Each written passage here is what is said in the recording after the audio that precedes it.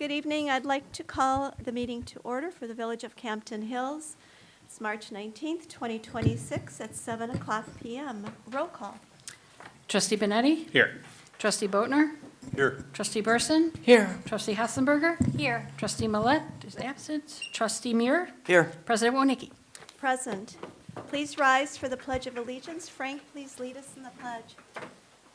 I pledge allegiance to the flag of the United States of America and to the republic for which it stands, one nation, under God, indivisible, with liberty and justice for all.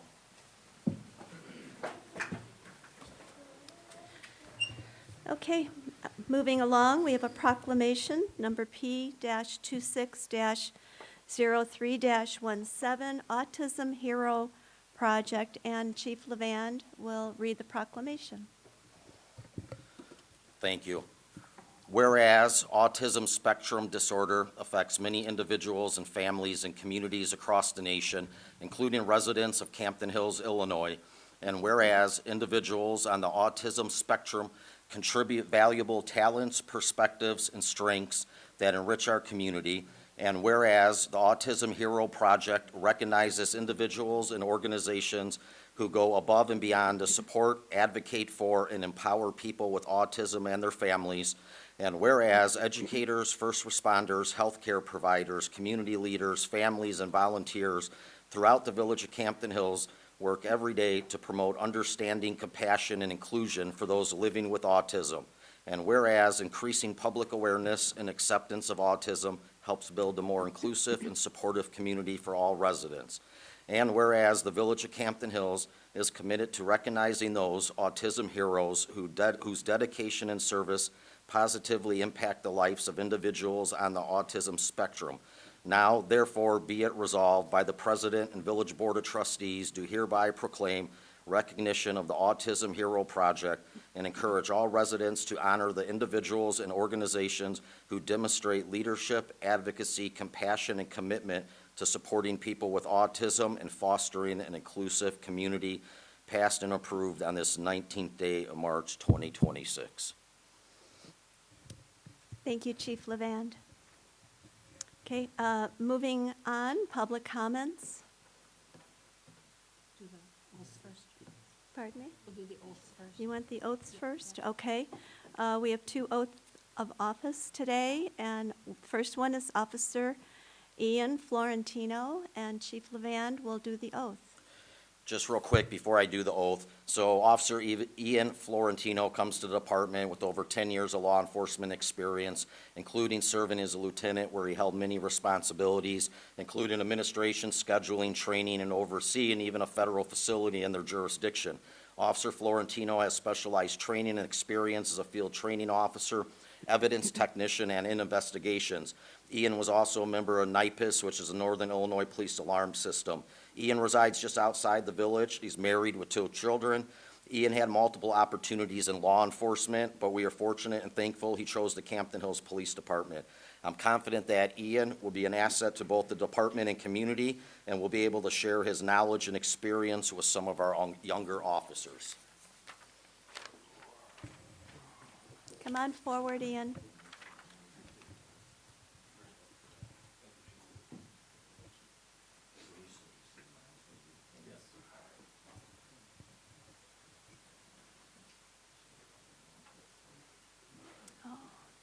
First, if you raise your right hand. I, Ian Florentino, do solemnly swear or affirm that I will support the Constitution of the United States, the Constitution of the State of Illinois, the ordinances of the Village of Campton Hills, and that I will faithfully discharge the duties of the office of police officer according to the best of my ability. And mine was way better than the president gave. He doesn't go too fast. Yeah. Well, I've done it so many times. Yeah, so sure.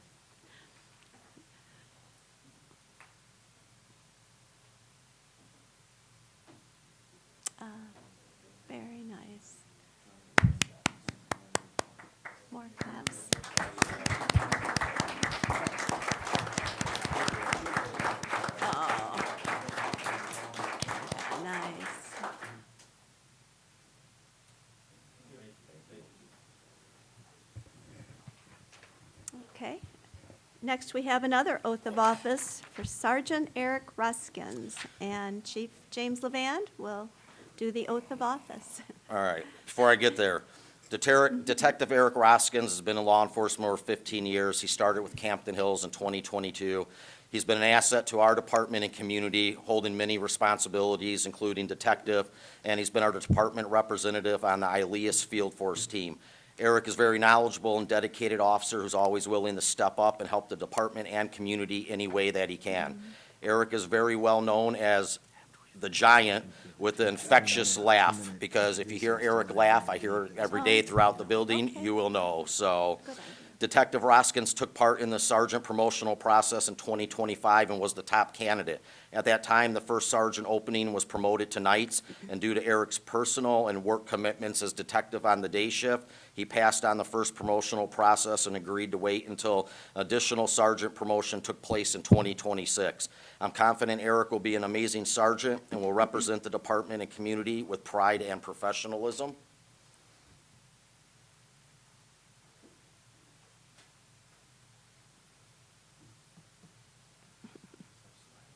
Raise your right hand. I, Eric Roskins, do solemnly swear or affirm I will support the Constitution of the United States I will support the Constitution of the United States and the Constitution of the State of Illinois, and the Constitution of the State of Illinois, and I will faithfully discharge the duties and I will faithfully discharge the duties of the office of Sergeant of the office of Sergeant for the Village of Campton Hills for the Village of Canton Hills according to the best of my ability. according to the best of my ability.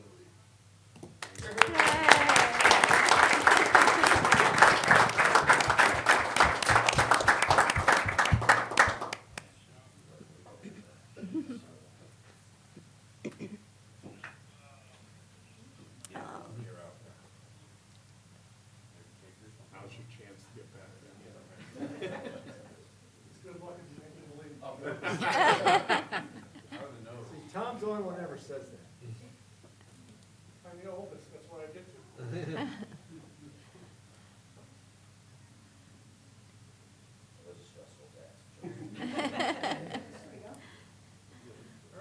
And that isn't a stranger in the audience, that is Eric's girlfriend.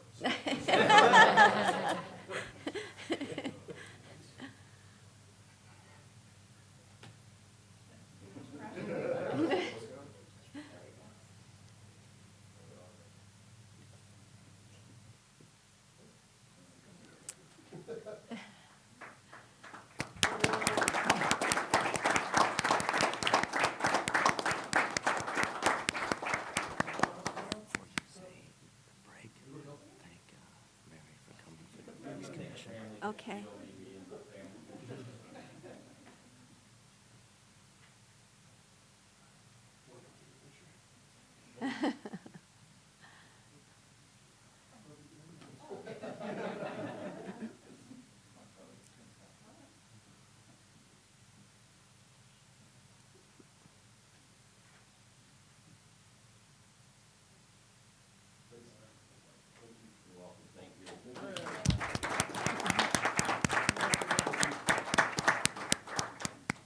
Okay, congratulations to both of you.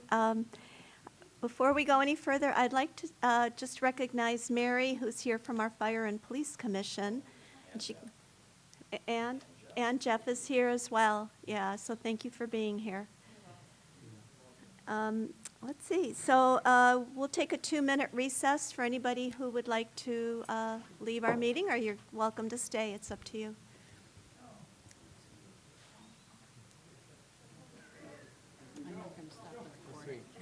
You're not going to stop it? Okay.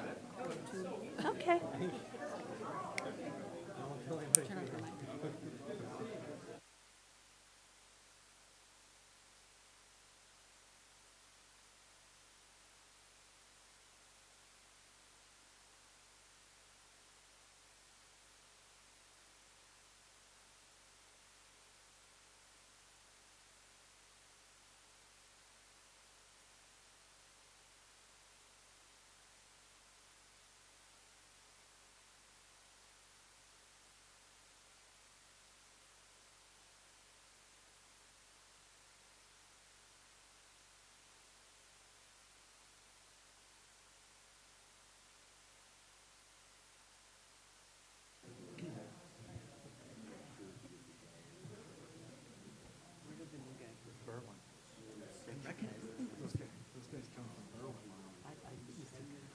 Did you recognize this?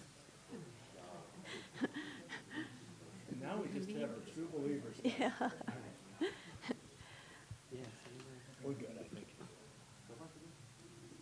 Okay, we are back in session, and we'll go back to public comments. Patsy Smith? Make sure the mic's on. Is it on? Yeah. I'd like to point out a couple of things on your warrant. I think they're highlighted, but something came to our attention between meetings, that we had gotten a late fee on something, and so we looked into it, and it was on the credit card bill. So I talked to the president and the administrator, and we decided the practice should be to pay it under one of their authority, who's ever around to sign it, so we can pay it before, like, payroll. And so I am bringing that to your attention. And also, there are 2 paychecks, invoices that are not on the payroll page, but part of the warrant, and those 2 were paid in advance. So, and then I know you have a couple of ordinances at the end of your agenda that you're considering, and I'd like to just point out a couple of things. Under OS 2621 17A1, you talk about the day-to-day operations, and you say, except where supervision is specifically assigned by statute. And then you go on and say some other things. And I just want to, again, reiterate that 65 ILCS 5311045 of the Illinois State Statute grants the municipal treasurer the right to appoint various clerks and subordinates in the respective offices authorized by the corporate authorities, and those offices shall be held responsible severally and for the fidelity of all persons so appointed by them. Then under deputy clerk, there was some language that I would suggest that you add. I think the state statute refers to it, and I didn't have time to look it up, but it says the board has the right to determine the number of deputy clerks, and I think it says something to the effect, and they have to budget for it. So I thought, because you had language about budgeting for a non-employee versus an employee one, and I thought maybe you should add some language about, however, if you appoint a non-employee, that they'll be volunteering if there's not a line item budget for a deputy clerk, something like that. Let's see, what else? Under the village attorney, the line that was struck out, 17D1, I just wanted to bring to your attention that I believe that's in conflict with the current attorney's contract that expires at the end of June. The purchasing procedures and bidding under that, it said set forth below was the spending authority, but there was no chart saying what the spending authority was, so I think that was missed. And also under number 6, you talk about petty cash, and this was, I didn't realize until I read the draft ordinance. This is already in the code, and it says, and I think it violates state statute, and it's also not practical, because it says that one of the finance trustees is responsible, or let's see, it says something about the finance trustee dispersing petty cash. Well, that's just not reasonable because neither one of them are here. And then the other issue is the state statute makes it clear that all money coming into the village and going out is under the village treasurer's authority. And that's 65 ILCS 531, 35 through 40.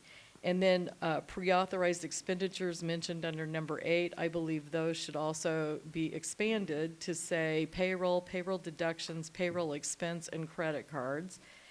And then under, under O 2622 17C1, same point about the appointment of subordinates that I mentioned earlier.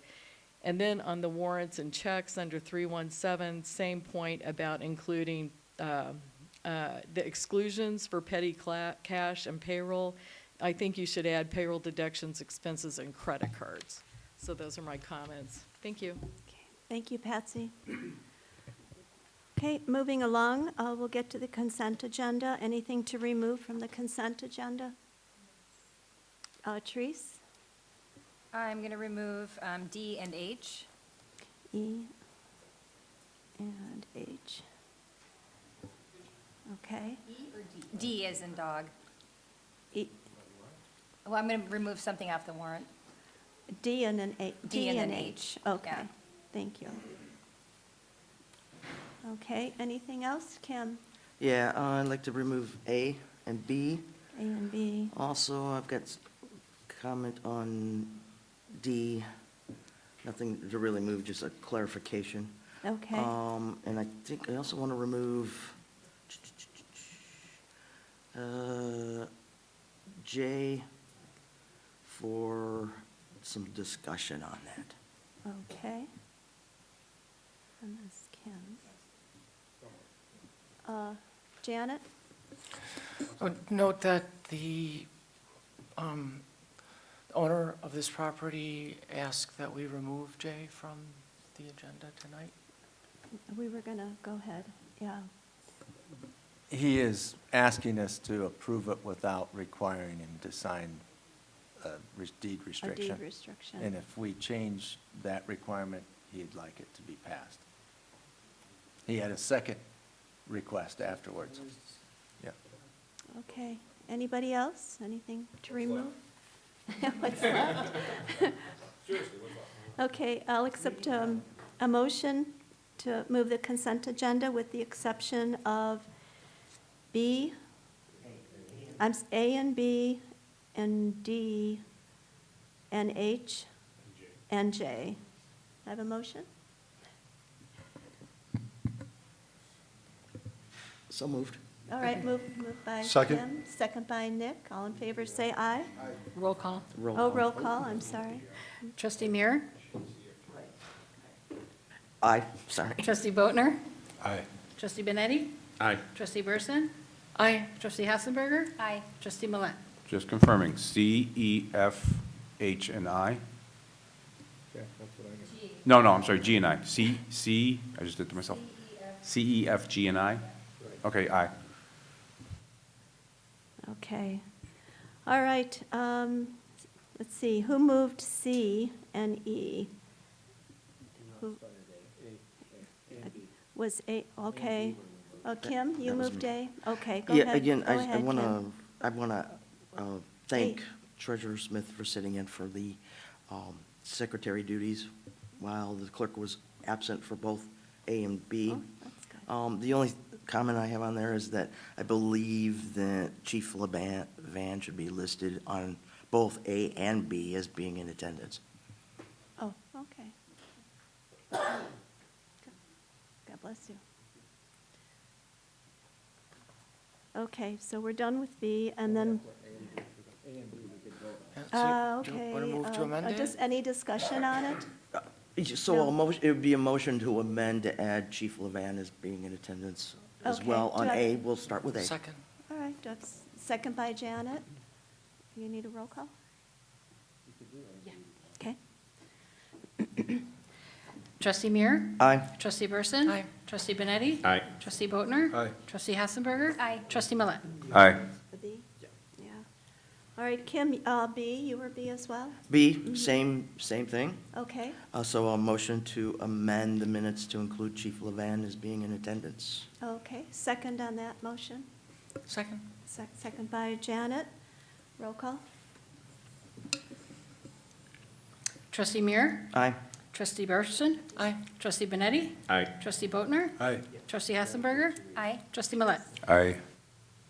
Okay, motion passes. Then we have 5D, Therese. So a I want to motion? pull, I want to pull the HRTU invoice from the warrant, and then we can pass the rest of it. Or we discuss that one? The HRT? Mm-hmm. HRTU invoice. Okay. Okay, do I have a second to pull that from the agenda, We don't need a second, just for discussion? just for discussion. yeah. Okay. Well, I have something to add Mm-hmm. to that. And it's with Campton Highway Township. And it was the 4 properties on Ellis Johnson Lane. I'm assuming that those 4 properties for driveway access is because they're new. I just wanted a clarification on that. Those are new It was homes. just weird to see Mhm. 4 of the same address without really looking at the numbers. Okay. But based on my drive-through, it,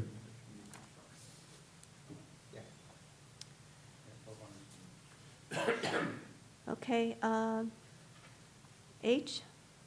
Okay, Wait, for D, are we going to talk about? all or- right, okay, okay, We need to discuss that, correct? all right. Or do you want to move all the Mhm. invoices to be, warrant to be paid except that one? Yes, Do you want to do it with the other item on HRU at the same time? sure. or- Yeah, I could combine that with the H. Yeah, I can do that. So it'd be more efficient. Mhm. Okay, so tell me exactly what you're doing. Okay, so I'm going to be I'm going to make a motion to remove the HRTU invoice from the warrant 2622 and approve that warrant for payment without the HRTU invoice. Okay, and then that's 5H, is that? Yes. Okay. Do I have a second?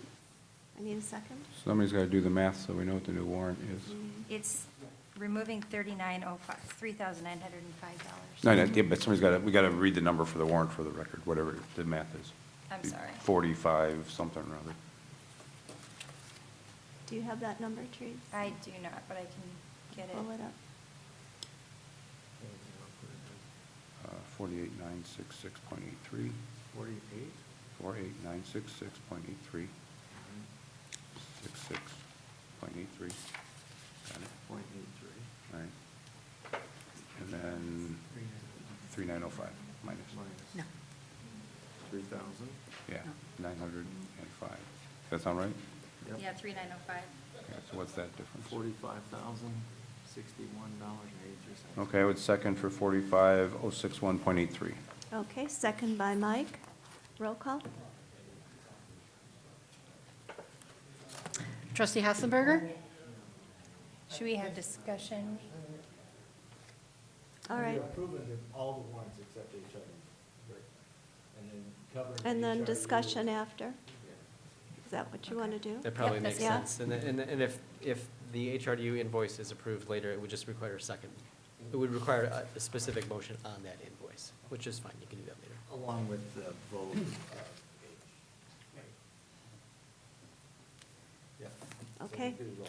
Roll call? Trustee Hassenberger? A. Trustee Millet? Aye. Trustee Benetti? Aye.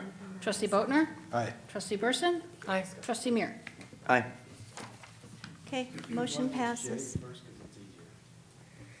Jay's real easy. Yeah, if we need to, is the gentleman here? No? No. Okay. A motion to move, to pull 5J from the consent agenda?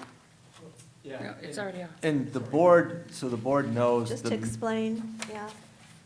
Mr. Sunday still would like it, but only if we don't, if we remove the requirement to put it on his deed, to, as a covenant on his deed. And Scott, you could probably have that discussion of what went on back in October when it first was at Public Works. Sure. This was presented on the Public Works agenda, but they had deferred action on it.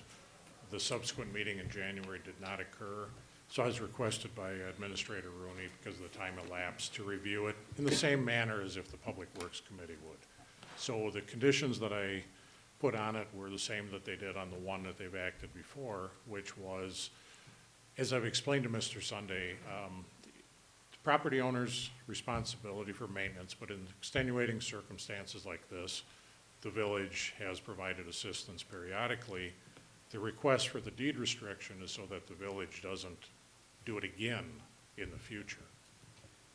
And he understood that. He said he'd request that condition, the second bullet point, be removed. And if that is removed, he would like it approved for reimbursement. So it ultimately, it'd be a policy call for the board. It is the way it's written, so somebody'd have to make a motion to remove the deed restriction element and vote on that if it's your desire. Okay, do I have an motion then to remove the deed restriction and then move that forward. But it is, you don't have to, it's a policy call. Mike, you might want to weigh in on that. I have a comment, if I might. I know that we've done the deed restrictions before on prior ones, On right? what? That's correct, right? Long shadow. Allowing shadowing, right? I was reviewing our policy. It really doesn't state that it's part of the policy and part of that reimbursement program. So, it does state, and I'm assuming, this is an assumption on my part, that if they're signing off on that application, then, because our policy states that that maintenance is their responsibility, is it necessary for us to put that kind of large, I mean, That legal encumbrance. Yeah. Right. It was, when this came up at the prior action, it was something that the Public Works Committee felt should be included. But I believe you're correct, it's not in the actual policy itself. So I followed for consistency, but these are recommendations. If the board decides to remove it, that is your purview. Okay, Mike, go ahead. And I think part of the last time with Long Shadow, there were so many properties, we wanted to make sure that it wasn't a finger pointing exercise in the future too. This is a single property, so, but, so we're talking 850 and 750? And- 1,600 bucks? Yeah, but the policy restricts to a maximum. Maximum of? 50% of. 50%, so we're gonna go with 1,600 to 800 bucks. 800. Got it, okay. Okay, any other comments? Nick, you had your hand up. Yeah, just quick question. So outside of the deed restriction, this thing was recommended for approval. It met all the other criteria. And wasn't there a criteria where it needed to affect multiple homes, this issue? Yeah, the work was done on one property, but Right, it I did read back up into the public right-of-way, which then backed up further onto other properties. So it So it met would all the meet that criteria. requirement of multiple property owners do benefit. Okay, thank you. Okay, any other comments? No? A motion then to move forward without the deed restriction? Do I have a motion? So moved. Moved by Kim, do I have a second? Second? Second by Mike, any other discussion? Okay, roll call. Trustee Muir? Aye. Trustee Millet? Aye. Trustee Benetti? Aye. Trustee Boatner? Aye. Trustee Burson? Aye. Trustee Hassenberger? Aye. Okay, motion passes. All right, moving along, staff reports. Oh, no, we got Oh, I'm sorry. Oh, I thought we're going to move that to discussion item. No, you want to discuss it now? You can move it down to discussion if that's. Would that be better? Sure. Mm-hmm. Yeah. Yeah, Chief, you're on there. I'm sorry, yeah. Meaning, Go ahead. yeah, just a question. Are you taking it off of action, moving into discussion, or are you just moving it to later in the meeting? Yeah, I think it's still an action item. Yeah. All right, I'll accept him. It's now 7E. Or something like that, right? No. Yes. All right. All right, I'll have a motion. Staff Trees- reports. Well, Wait a minute. I think Janet has a question. Yeah. It could just be- Janet, go just be ahead, the- go ahead. I- What well, I okay, would- go ahead. Since I think we've kind of skipped over it, I'd like to make a motion to pay the invoice for $3,905 that was skipped in D of the consent agenda. So we can discuss it now, or again, we can discuss it with the rest of the action items. Okay, Second? all right, second by Nick. What just happened? I thought we were taking these together, the D and H, that we had agreed on that, to take them together. Well, we've got discussion now, and That's then where we we can are. vote We're on at it. H, Mhm, right? So we are doing it now? Yeah, Okay. looks like it.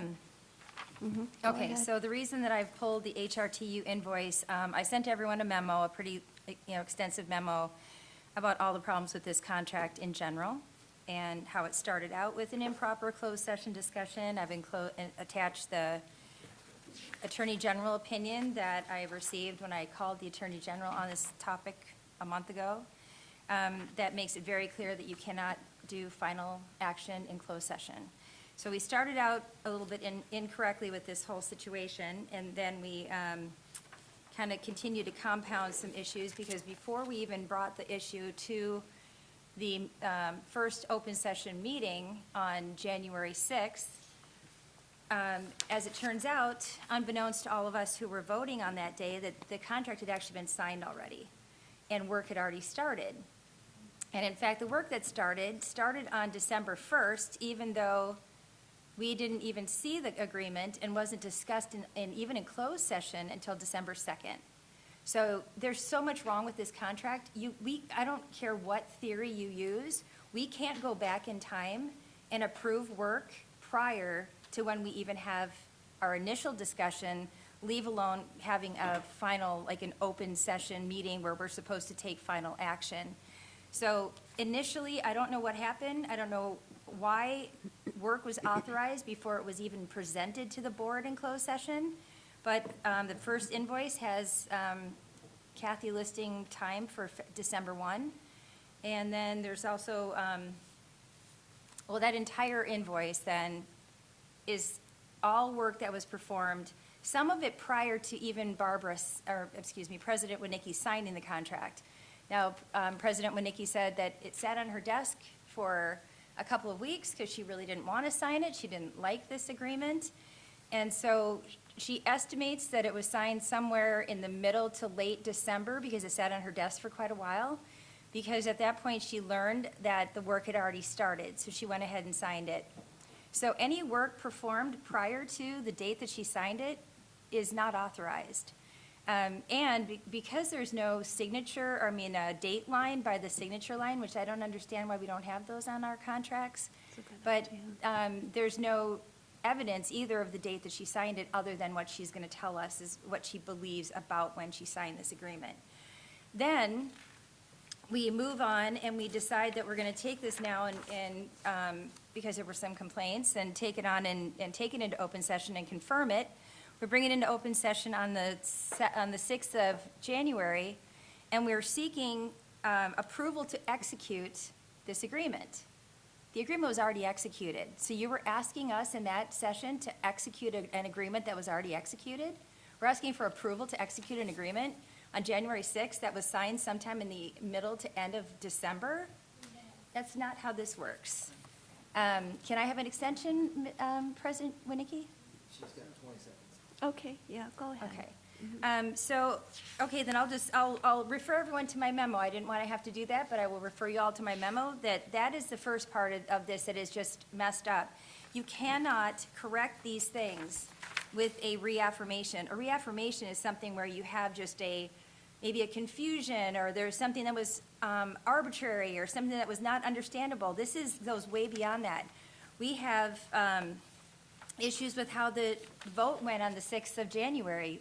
According to Illinois statute, we needed 4 votes, and that did not happen.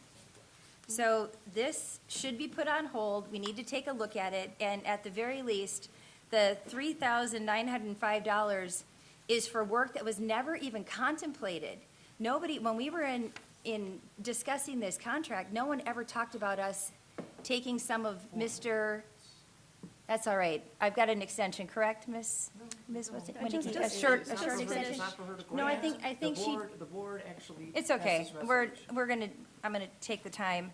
This is a complex issue that needs. Point to of be dealt order, with. no, you won't take the No, time. I am gonna take. No, you won't take Janet, the you're time. out No, we of did- order. we You're did out of leave order. No, I'm not, no, I'm not. We just gave her extra time on the timer. Yeah. It was 20 seconds, and that's well expended. But it's not Our- your the- decision the- either, the Janet. co- The corporate authorities passed a resolution.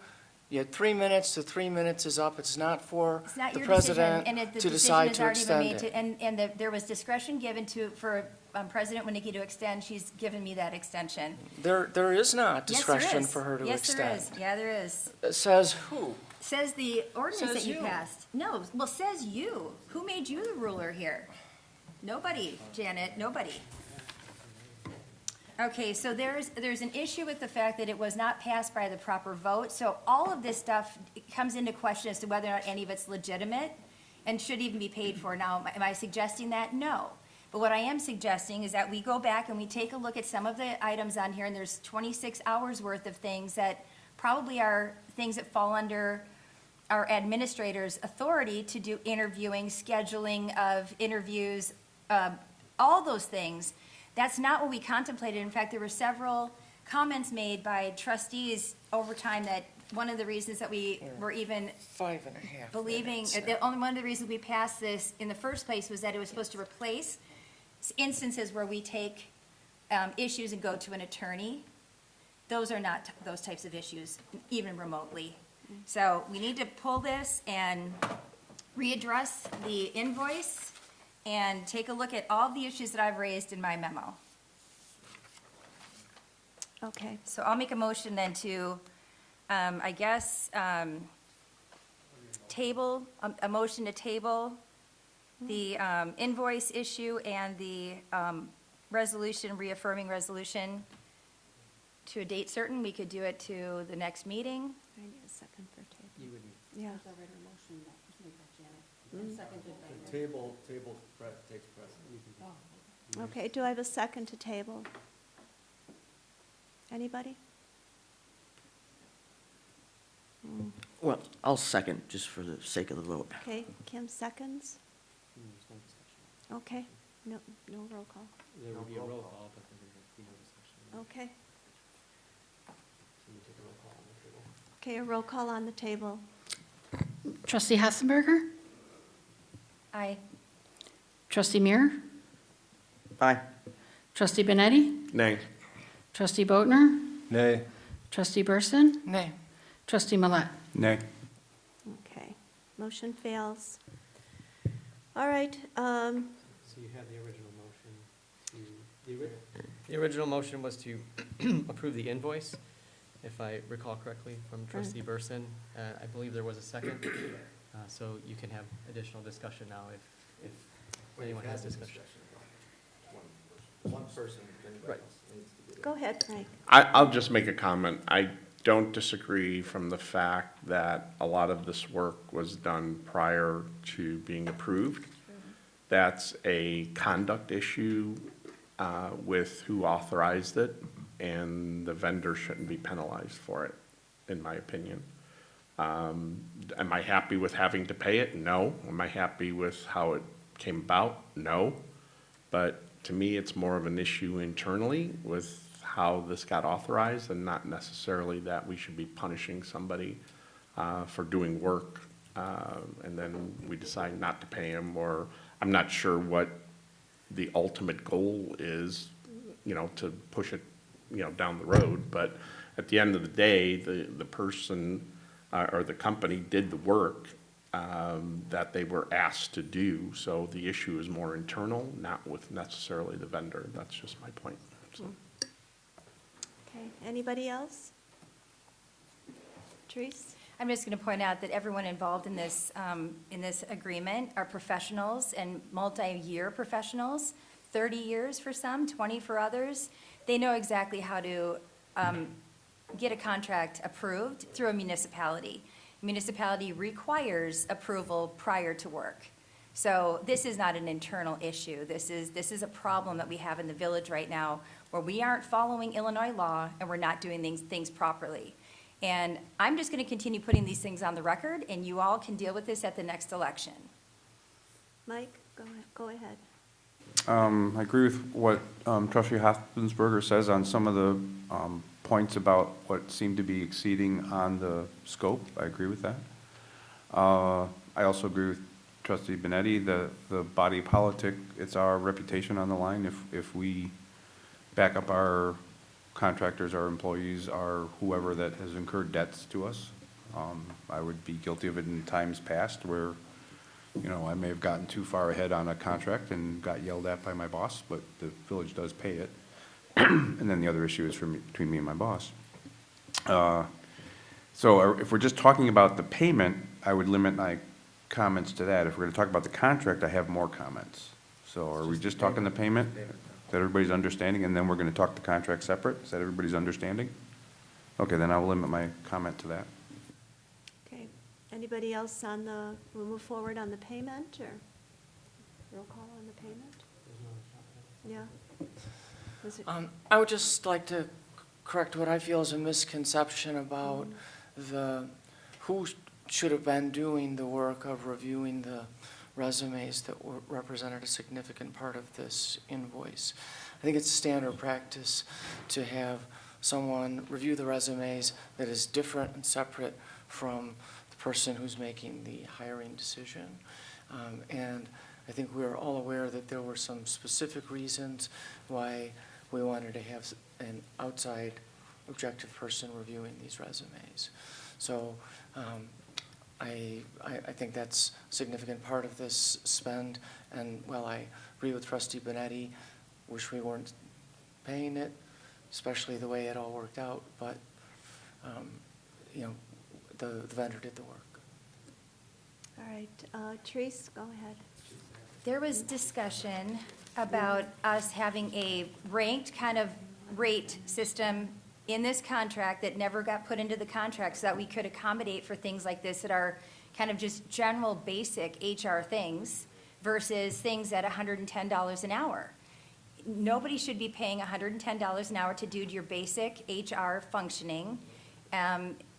So I know that this came up in the meeting, and so we should have implemented that, and I think we still need to, and we need to think about this going forward. It's not an excuse for us all to sit here and say, oh, well, it just keeps happening to us. No, it's happening to us because we're allowing it to happen. We're not putting a stop to this. I said exactly this was going to be the danger of this contract when we first talked about it, that we bring it up, we approve it based on one sort of idea, and then it just it gets legs and it takes off and it takes on its own life, and you start all of a sudden having $4,000 bills for stuff that our administrator should be doing. All right, Nick, go ahead. Yeah, I have one comment to put the $4,000 bill in perspective and why we're doing this. You know, if we were to go to a GovTemps or another agency where we were paying $10,000, $20,000, $30,000, $40,000 annually over what the market rate is for a new hire, it puts the $4,000 in perspective.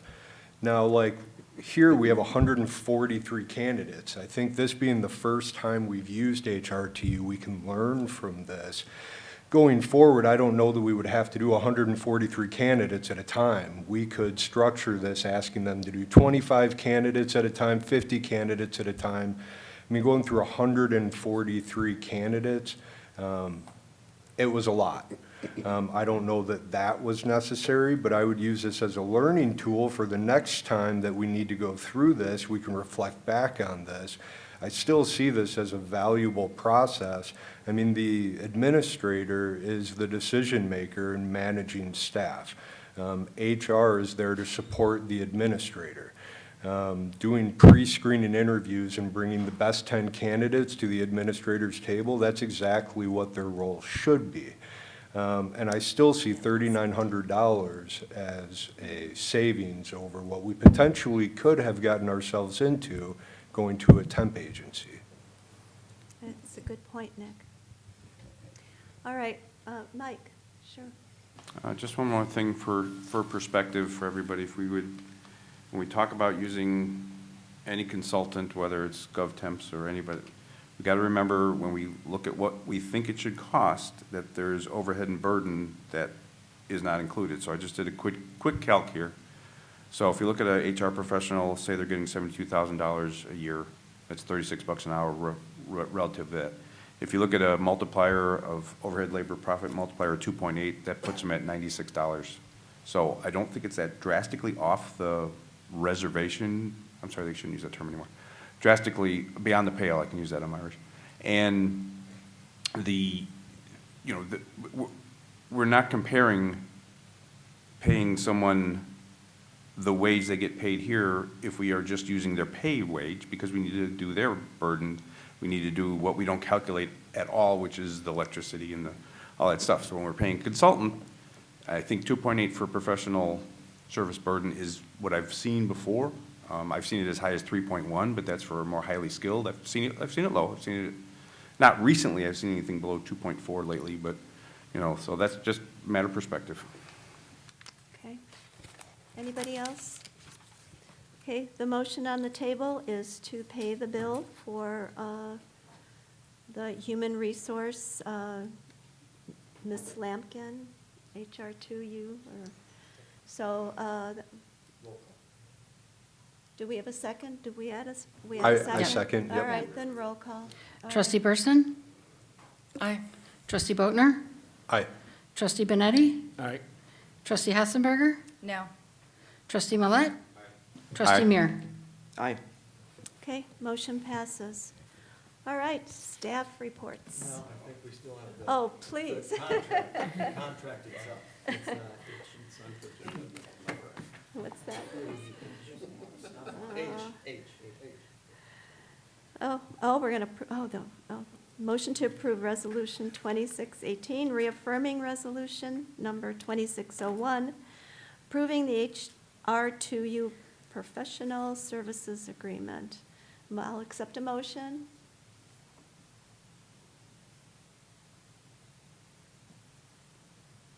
No motion? No? All right. So moved. Moved by Janet. Do I have a second? No? Second. All right, second by Nick.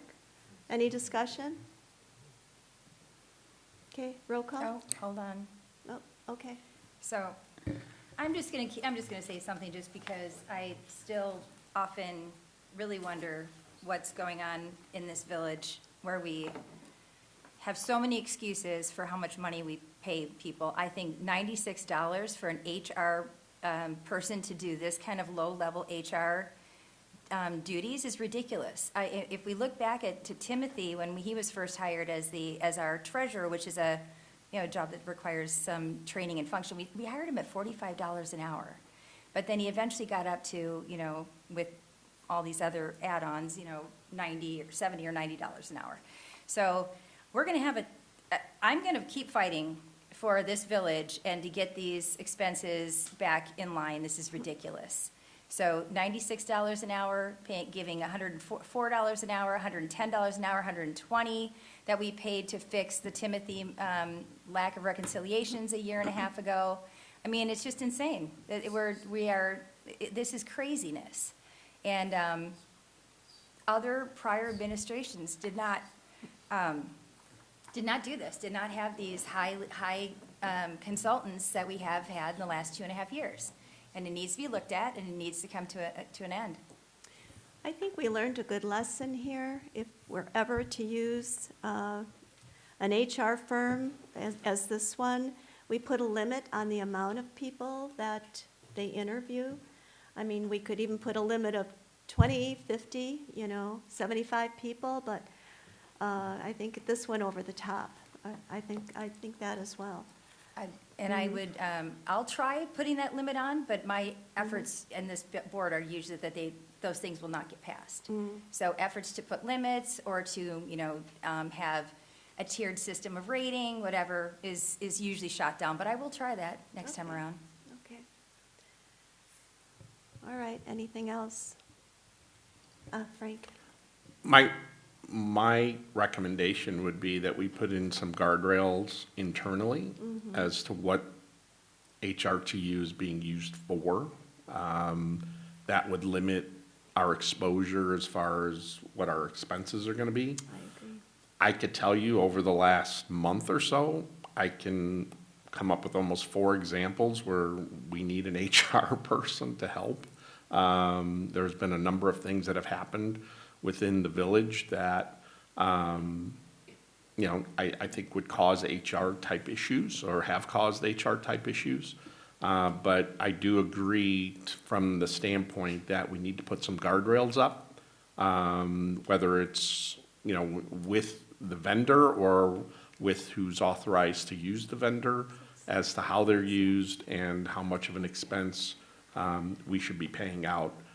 As far as the need for this type of service, I think we absolutely 100% need an HR consultant to help us. Okay. So. Thank you, Frank. Mike, go ahead. I wanted to address something just so for the public, more so.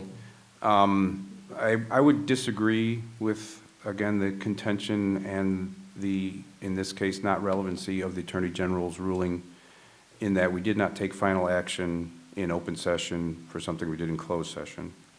We had a discussion in closed session related to a personnel issue, which is allowed in closed session.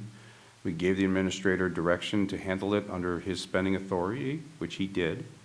So if we were to separate out just the parts of the work that were limited to that, that was not the case, I don't believe.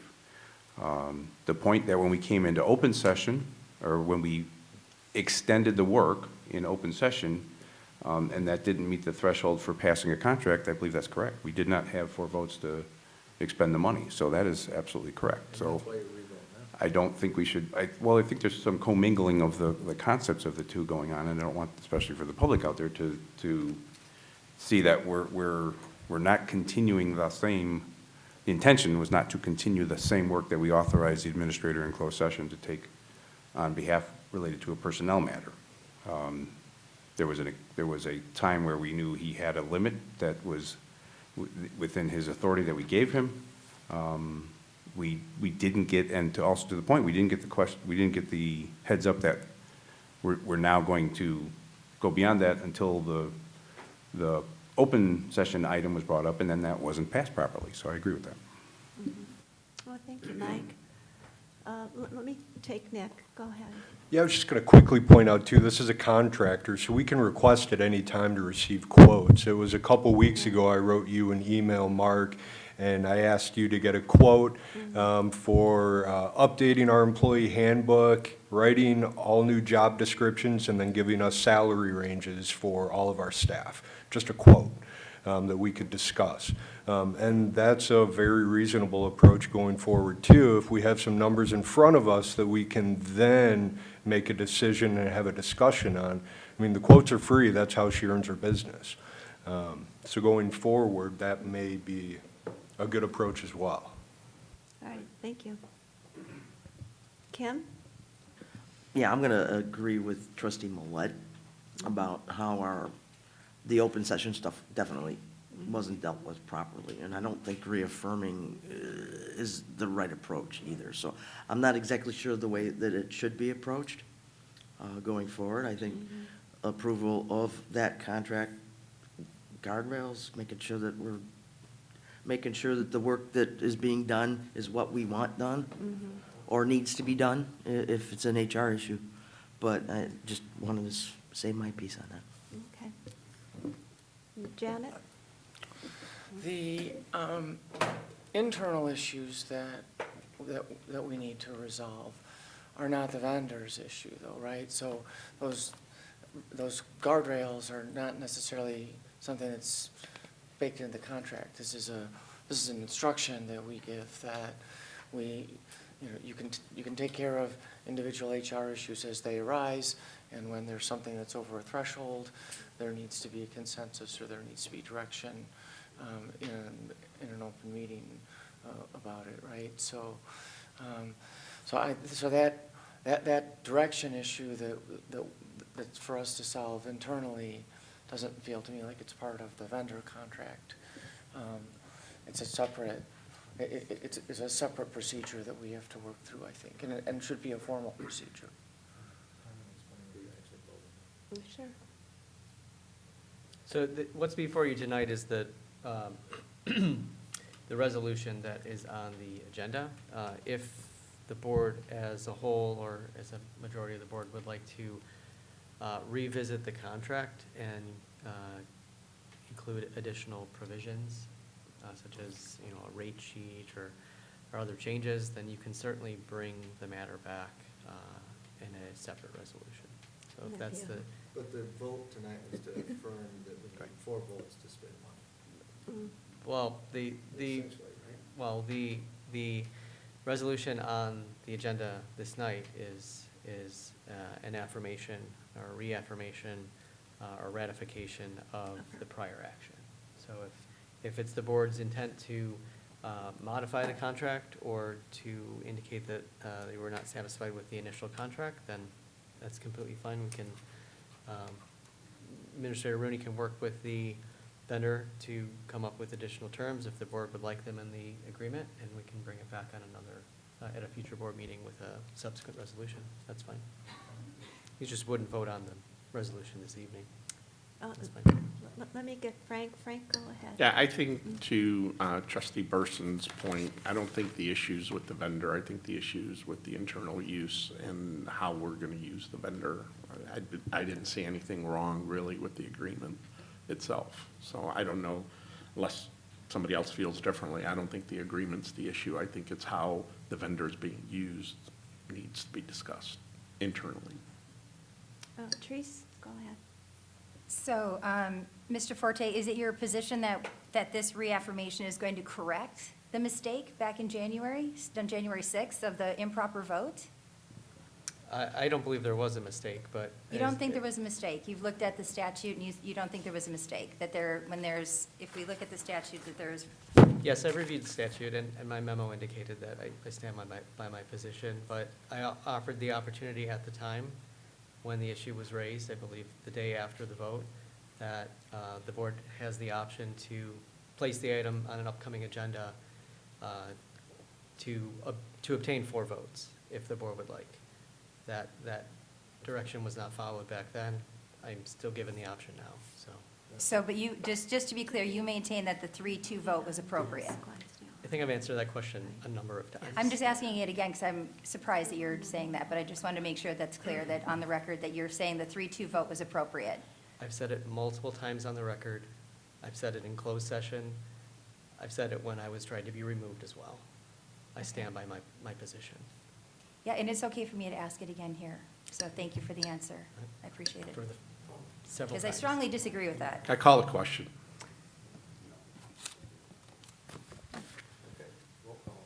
Trustee Burson? Aye. Trustee Boatner? Aye. Trustee Benetti? Aye. Trustee Hassenberger? Trustee Millet? Nay. Trustee Muir? Nay. President Wodnicki? Let's see, what's this voting on, actually, the contract? To get 4 votes to make it legal, in Teresa's eyes, 4 votes.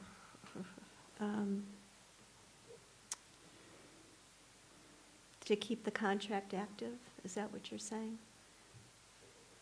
The initial Essentially, contract? yeah, essentially. To reaffirm the prior action. Yeah. I'm going to vote no.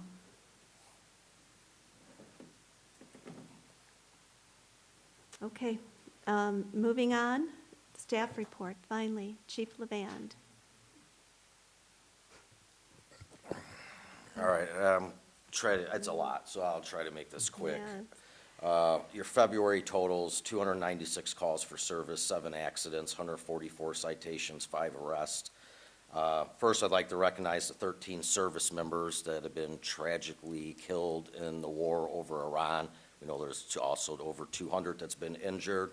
So I just ask that we keep all our brave service members, both home and abroad, in our thoughts and prayers. Let's say a special prayer for the family and friends of the 13 service members who've lost their lives. You'll notice your monthly report looks significantly different. That's thanks to Christina. We continue to try to come up with ways to modify it and refresh it compared to the old one, so we'll continue to tweak it. But that's why you see a different layout. We're trying to put statistics and information that's important on it.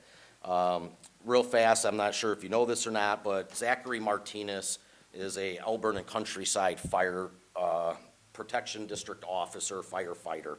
He was recently diagnosed with Hodgkin's lymphoma. He's extremely young. For 4 years, he served the call to the community. They have a couple things coming up. They have a fundraiser event Saturday, April 25th. It's in conjunction with the Elburn's Lions Club. Doors open at 2. The dinner's from 4:30 to 6:30. You can go on Elburn Countryside Fire's website and see all the different ways that they're trying to raise money for them. They're also, besides attending the fundraiser, they're asking people to donate raffle baskets that can be used at the raffle at the fundraiser event. Baskets have to be turned in by April 7th. I want to thank Stavi. She went to a lot of our local businesses, got a bunch to donate to it, so that's great. You can also make a monetary donation, which is the link on their webpage there, and they're also selling Hold the Line T-shirts that are for his fundraiser. So this is all money to try to help him and his family. The police department completed mental health training for first responders into February, beginning of March. I made it mandatory for all department members, including myself. We offered it to outside first responder, police and fire. We had a good turnout for it. I want to thank the Family Service Association of Greater Elgin and the Kane County Health Department for working with me and setting up the free training. So it was an 8-hour training class that met 7 hours of ILETSB mandates, which we're required to have. Police Department is also hosting a free mental health training, same training we went through for the community. We already had one on March 13th here. We have our last one to Saturday on March 21st. So this was open to the community, was held here. There was no cost besides the book that goes with it. So once again, I want to thank the same organizations that helped put it on because they did not charge us for it. Back in August 2025, I advised in my report we had a fatal traffic crash at Silver Glen and Coron Road that tragically took the life of a gentleman. In the light of those circumstances, I'm happy to say that after a lot of work from our department, that the Kane County State's Attorney's Office has moved forward with reckless homicide charges against the driver of Unit 1 who caused the traffic crash and the death of the driver of Unit 2. I want to just recognize a couple department members because we've worked on this for months and it's been a lot of work. Deputy Chief Blinko assisted me at the accident scene and the diagrams of the crash scene. Evidence Manager Christina Jedlink assisted us with all photographs, including the crash scene and the vehicles when they were at the tow yard. She also handled our evidence collection and sending off the blood samples of the drivers to an out-of-state facility to be tested for alcohol or drugs. Detective Roskins for his assistance in the investigation, including evidence collection. Detective Oberth has worked nonstop on this case, many levels throughout. He's been our point of contact with the state's attorney's office, and he just represented our agency at the grand jury hearing last week for the charges. St. Charles Police Department, they came out to the tow yard for me. They have the equipment to do it. They pulled black box data, which was instrumental in being able to prove the case for us. So I want to thank them. Of course, the Kane County State's Attorney's Office for all their hard work on the case. We hope that, as tragic of an event this is, this does bring some healing and hopefully closure for the family. The family does have a connection to KDOT here in town, and some of the family members reside in Campton Hills. Autism Hero Project Partnership. Last month, I had the honor to meet the founder of Autism Hero Project. Her name's Tamika Morales. She's an amazing woman. She actually has a child that is autistic. They're a 501c3 organization, and they try to break down barriers that prevent autistic individuals from reaching their full potential. So I know we did the proclamation earlier today, earlier this evening, that was part of this, but we are now working with them on many levels. I gotta once again give Stavi credit. I was familiar with Autism Hero Project, but Stavi came to me and said there were some other great things about it.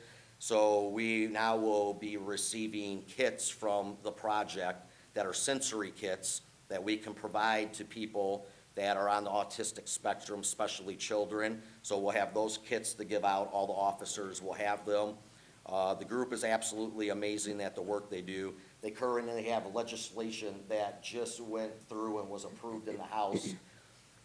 We have these blue envelopes. It's known as the Blue Envelope Program. Elgin and Naperville were the big ones that started with this. So we have now implemented this here at the department. They're free. People can pick them up here. I do personally know, because I deal with it every day, we have a huge autistic population in Campton Hills, including a lot of kids, because we spend a lot of time searching for them when they leave their house. This envelope is a national movement that started, and it's pretty amazing. If you notice, it's two sides here. The reason it's two sides, it's one side for the person, and what it does, it allows them to put stuff in here. So if an officer stops them, think about if you're autistic, there may be a lot of things that may trigger you. It could be lights, it could be sirens, it could be the interaction. So by doing this in the program, we offer this at no charge. They can put all their information in here. It could be a copy of their driver's license, insurance, registration. As soon as an officer sees this, they know that we are now dealing with someone that might be on the autistic spectrum. we get the information. The other side also has instructions for the officer, so even though we're doing our own training, so they know how to approach it. So again, these are free, they're here at Village Hall, so anyone can pick them up. It's an amazing program. And I do have to, West Valley Printing in St. Charles is the company that has been doing this for all the agencies. When I went to pick these up, they did not charge for them. So they did them at no cost just because of the project. So I just want to thank them for that real quick. We will be hosting here in May 20th with Autistic Hero Project, a autistic training for first responders. It's now a requirement by the state of Illinois and ILETSB that every police officer be trained and to be able to recognize and know how to deal with this. This is extremely important. I don't think you realize how extremely important. This is just as a communication thing. You can go to YouTube, you can pull up all the videos, and you can see where officers respond to calls, and they think either someone's on drugs, or they think someone's been drinking, or they think someone's having a mental health crisis. It turns out to end involved in a shooting where someone loses their life. These things here are massive for police out there. Like, these are all steps in the right direction. We don't want to have an encounter with someone that is autistic or has a communication barrier, and it turns into a use of force when it wasn't needed. So it's a great program. I just wanted to give them a lot of kudos for it because a lot goes into it. So, and she's an amazing lady that handles the whole program. Officer Matt Adams, he left our agency this past week. He is now working for the South Elgin Police Department. I respect his decision.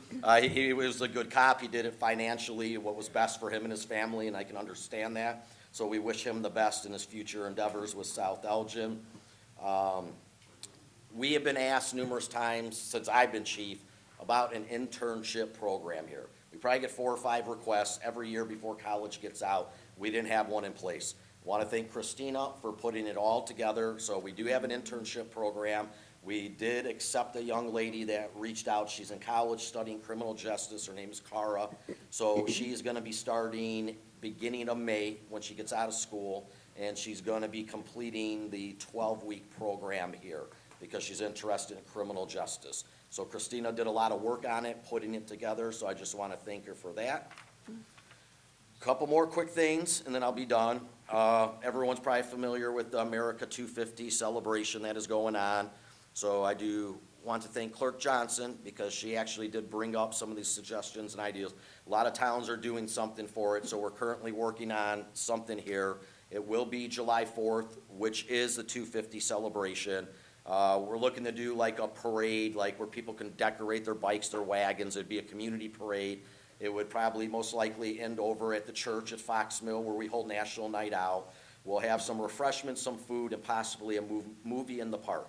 So once we get that complete, again, Stavi's doing a lot of work on that. I will update the board. Reminder, Great Western Trail Cleanup 2026, April 25th from 8 to 10. We're still taking people as volunteers to help clean up the Great Western Trail. And I think finally, April 25th, same day, from 10 to 4 is our DEA National Drug Take Back Day that we host here at the police department. But as a reminder, always, that we have our own receptacle box that gets used every day by residents so they can drop off prescriptions that are unused, not needed, out in the receptacle box that is out there. And let me just make sure on all my paperwork that that was it, but I believe that was it. I think that's it. Okay, any questions or comments? Mike, go ahead. Just a general one, as always, thanks, Chief, for going beyond what has been our standard before, and especially with the blue envelope thing. That is fantastic. My daughter did projects for folks on the spectrum for her Girl Scout Gold Award, so we've been kind of monitoring all kinds of things, you know, that we're learning as a society now that we never knew. You know, when we grew up, we used terms like spaz or, you know, idiot or, you know, things like that, not knowing. And it was. And the concept of just you're in the moment realizing just the visual is going to change something on your head, that doesn't mean the person's not still a threat. Autistic individuals can be physically violent without knowing that, but at least it gives your officer 10 seconds that they wouldn't have had without this. So this is fantastic. Thank you very much. Trustee Millet made me think of something else. I knew I missed it into the autism thing. Besides this, we're also doing a training, and it's sort of kudos to Elgin PD because they did this in the program. So where if anyone has a family member that is on the spectrum, that we will bring them to the police department and we will do a mock traffic stop with them.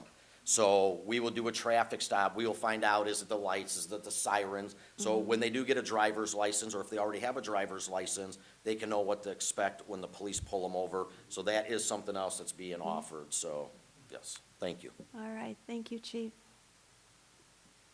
All right. Moving ahead now, action items. 7A, motion to approve Ordinance 2620, authorizing the adoption and publication of the official updated zoning map of the Village of Campton Hills. Scott, do you So want to moved. come up? Or- Second. Yeah?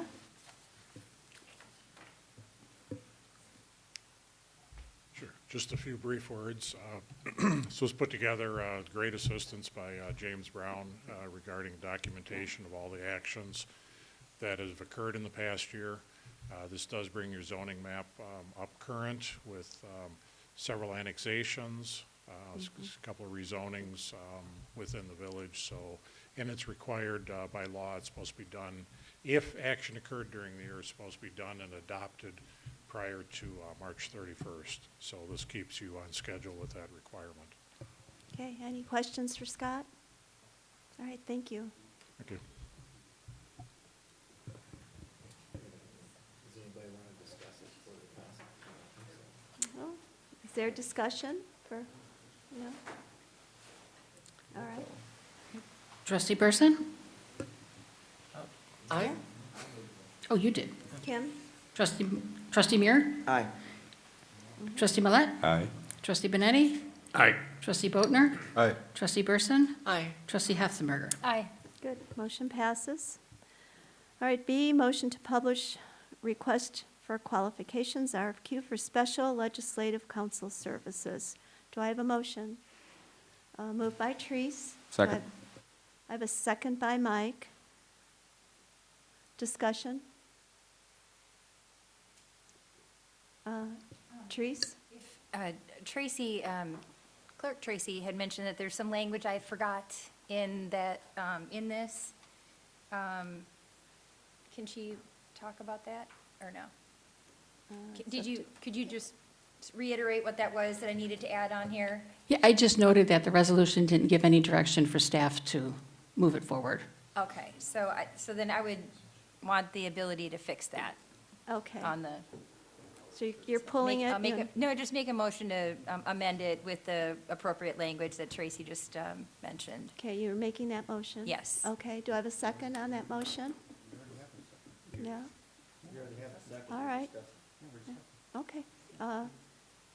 go I'd ahead, like to Frank. table this topic because I think if we go in this direction, to trustees Hoffensberger's point about financial, spending, this has the potential to significantly increase our legal fees. So I'd like to table this at least until we get a better idea from the treasurer as far as what's been happening with our finances and getting all the reconciliations done, so. Okay. So you tabled? Okay, do I have a second for the Second. table? Second by Janet. Any other discussion? You can't. Roll call. Trustee Benetti? Aye. Trustee Burson? Aye. Trustee Boatner? Aye. Trustee Hefzenberger? Nay. Trustee Millet? Nay. Trustee Muir? Nay. President Wodnicki? I vote yes. Motion tabled. Okay. Motion to approve, next, motion to approve ordinance 2621, amending the village code of the Village of Campton Hills to clarify governance structure and administrative authority consistent with the adopted organizational chart. You know what? I'm going to go back to B. I'm going to vote, I'm sorry, I'm going to vote yes on that. on B? The one we just, the legislative council? Okay. Okay, all righty. Okay, do I have a motion on C, 2621? So moved. Okay, moved by Janet. Do I have a second? Second? Second by Nick. Discussion? Any discussion? Treese? So I think this is precisely what we thought would happen, that there's issues on this ordinance that are going to be relevant to, I think, the president on this one and possibly the treasurer on the next one, that some of the changes proposed do exactly what we thought they might do, which is they may infringe on the village president's chief executive officer position. And so I think we had talked about this, getting, doing this very thoughtfully and making sure that we've got proper legal authority. Mr. Forte, did you draft these ordinances? Yes, I was asked by Administrator Rooney, with the authority of the village president, to prepare some drafts for discussion at the board level. Okay. So I think it would be prudent, though, for us to have another look at this, another opinion, because I think there are issues with this that, and I'm not the only one that thinks this. There's several people who have had the initial concerns about this, when we first had the organizational chart, that have concerns about the language in this ordinance, taking away some of the president's authority, maybe giving a little too much to the administrator. I'm not quite sure what they're getting at with some of this also, where we say that, let's see here, no individual trustee shall contact, direct, retain, or manage professionals. I'm not quite sure what that even means. But it seems to me that may be, taking away also some of the trustees' oversight and other functions.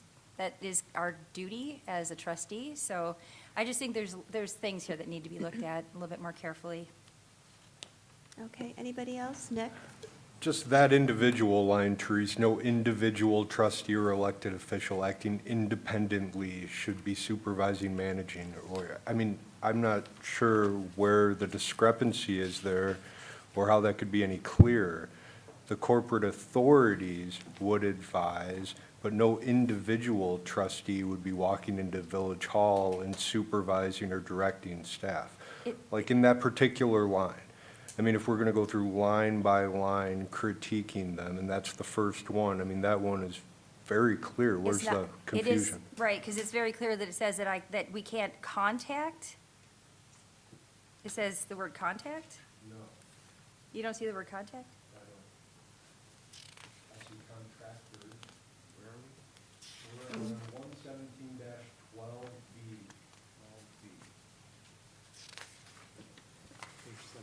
I do not see contact either. Hold on. I see supervise, manage, or direct. And I wouldn't want anything changed on that line. In fact, that's the way I believe the policy is today.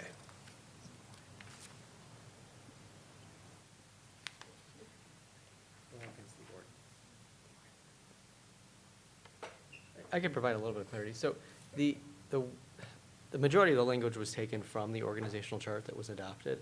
And the intent here, at least the way I understood it, was that authority provided in the code or in another policy of the corporate authorities that allowed a board member to do any of these things would not be precluded. So if there were a policy that no individual board member was allowed to unilaterally contact the village attorney to have services performed, then that would not be allowed.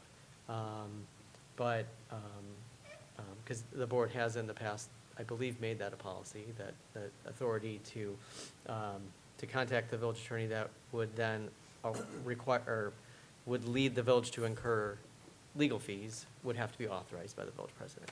So that's something that would absolutely, completely still be allowed, and there was no intent to change that. So if there is a way to massage that language, it can be changed, but That was why that was in there. I guess just as long as it doesn't impede the trustees' ability to do their oversight functions and reach out and contact, and as long as it doesn't do that. Okay, any other discussion? But the other, my more important language is the,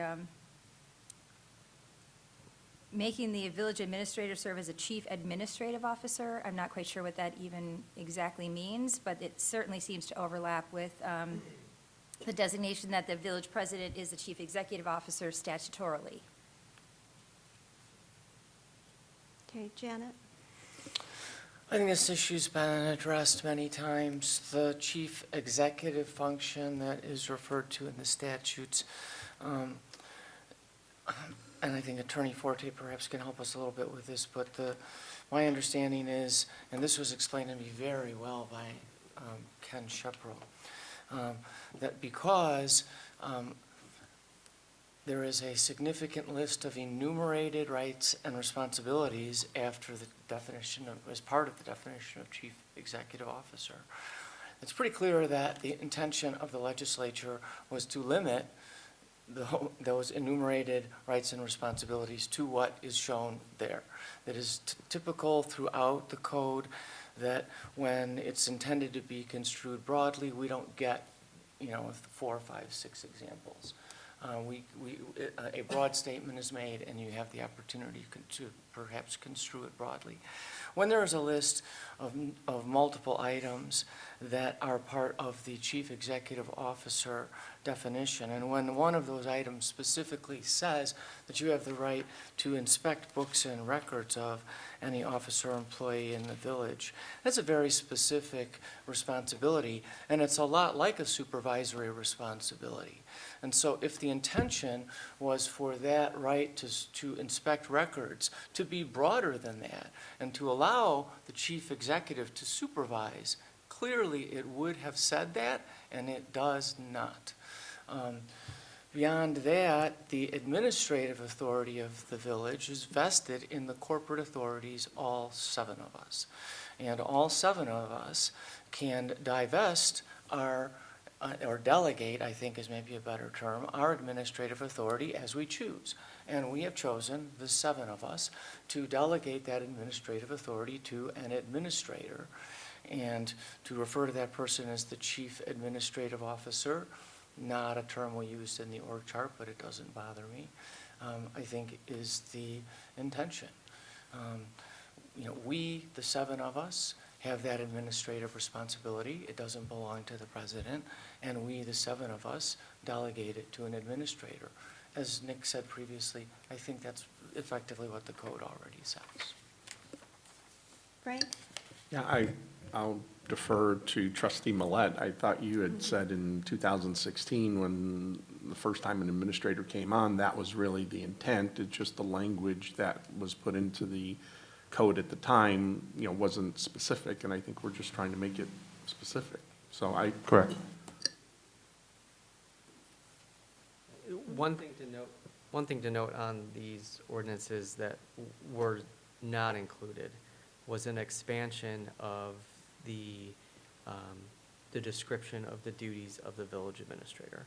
Those remain in the job duties within the job description. They're referred to in the organizational chart as far as supervisory lines of supervision, but the village code, which is entirely proper, just has a very basic description of the position. Some village codes are much more descriptive, even when you're just talking about an administrator and not a village manager in a managerial form of government. They lay out all of those descriptions. You don't have to do that. And that gives you more flexibility if you do want to change the job description of the village administrator at some time in the future. Certainly not to expand it to anything that wouldn't be allowed, but if you wanted to make it, take away some duties and return those to a different staff member or to delegate them back to the president. So that's why I didn't put anything about it. The village manager's responsibilities in a code provision. Okay, anything else, or? I'm sorry. Mike? I said manager administrator. Thank you, Madam President. I guess my thought or question right now, this proposed 2621 addresses several officers. And we've heard from Madam President that she has concerns about hers. I don't know if Madam Clerk or the attorney or, and the treasurer made some comments during public open on some concerns. So I'm wondering if we could take this in little chunks and see, and then the chief has some language added. I'm wondering if we could take this in chunks to see if there's no concern from, say, using chief again as an example, he's like, that's fine, I don't care. Then we know that section's fine, we don't have to worry about it. But if there's contention or concern, or both, based on the specifics for ours under the sections 1712, or if there is, and then Madam Clerk can mention if she has any issue with 17B4. I mean, if we did it that way, I think we can get this done by getting the stuff we all agree to out of here, and or that the officers agree to, you know, the part that affects them, and then we can wrestle with the thing that's going to probably need a little bit more discussion on making sure that we can get buy-in from all parties on what we're going on. So that would be my thought. Kim? Yeah, I kind of agree with trustee Millet. I did bring my trustee handbook, and it is the 2025 edition, by the way. The last time I pulled this out might have been the org chart, and I misspoke on a year. I just kind of want to go through, and trustee Burson actually mentioned one of the powers granted by municipal code based on our form of government that we've adopted. So, it says, including the power to veto ordinances and resolutions of the city council or board of trustees, release any person imprisoned for violation of a municipal ordinance, examine and inspect the books, records, papers of any agent, employee, or officer of the municipality. It's the one trustee Burson talked about. I still like this one too. Call out the militia to aid in suppressing riots and other disorderly conduct, or aid in carrying into effect any law or ordinance subject to the authority of the governor as commander-in-chief of the militia, and designate in writing any person to affix the signature of the mayor or president to any written instrument or instruments required to be signed by the mayor or president.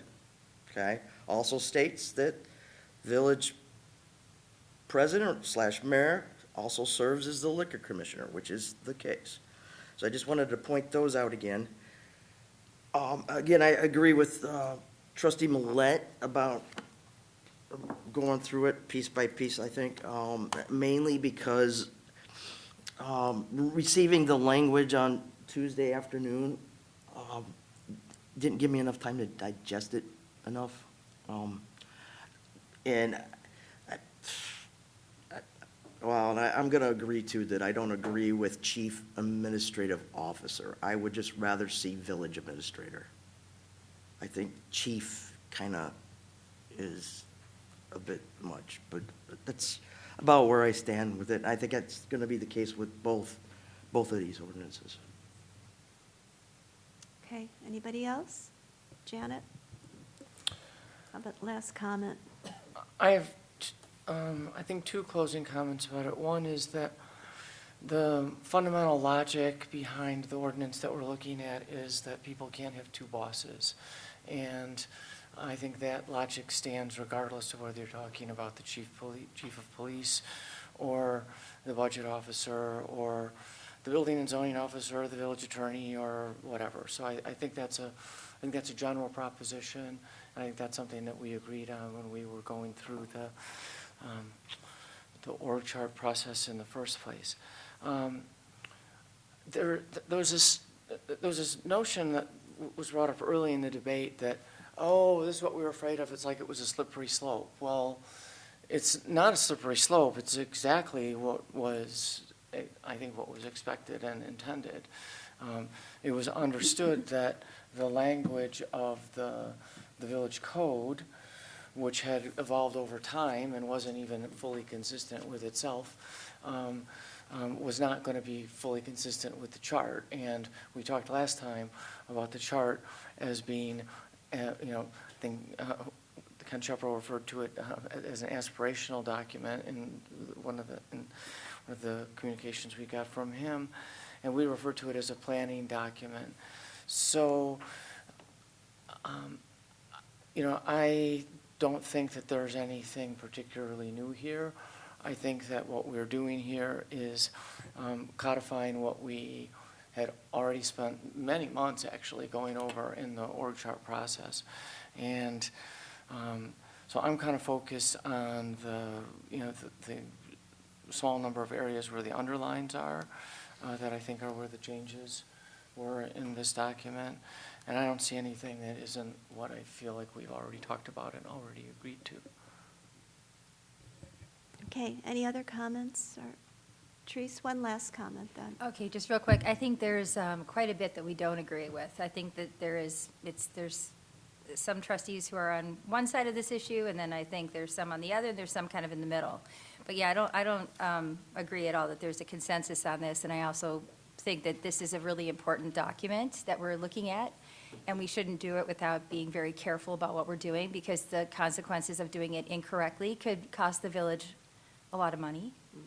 Because at some point, someone might, want to make sure that they are not losing their powers, and they, one way or another, someone's going to get another legal opinion and take a look at this and make sure we're doing it right. So why not us all sit down together and do it correctly and get, advice from maybe more than one law firm and do this the right way so we don't make mistakes with it.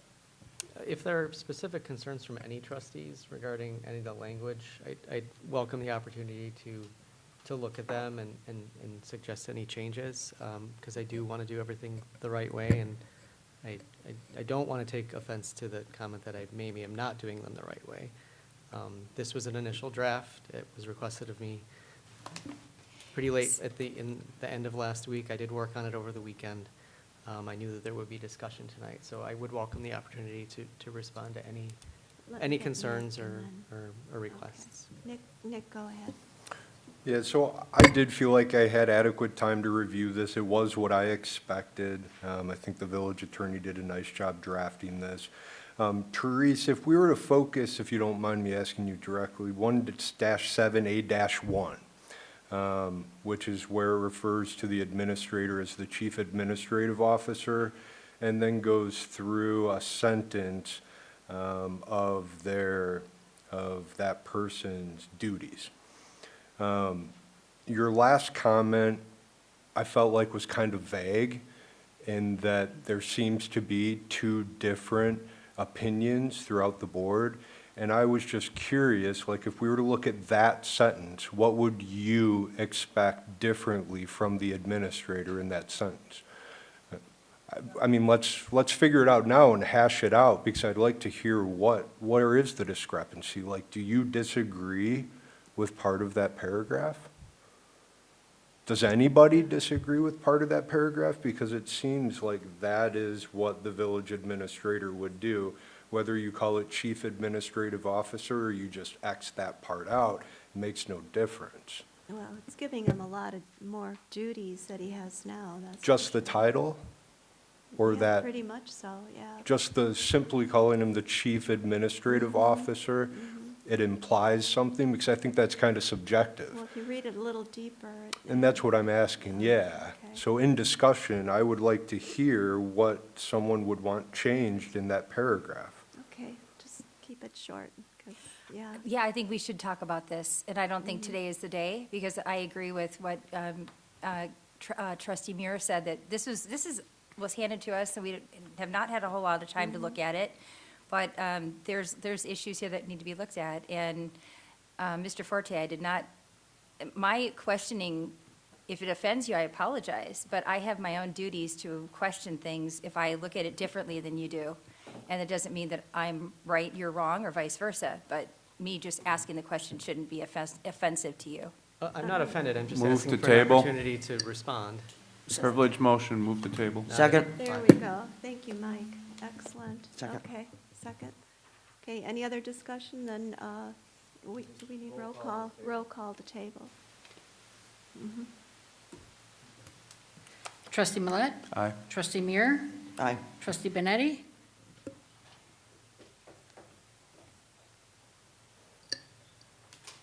I'm going to abstain. Trustee Boatner? Nay. Trustee Burson? Nay. Trustee Hassenberger? Aye. Okay. All right, yeah, motion passes then. All right, moving on, D, 7D, motion to approve 2622, ordinance 2622, amending the village code, the Village of Campton Hills regarding the office of the village treasurer and the provision of financial management services. Okay, do I have a motion to discuss? 7D, So moved. okay, moved by Janet, do I have a second? Second. Okay, second by Mike. Discussion.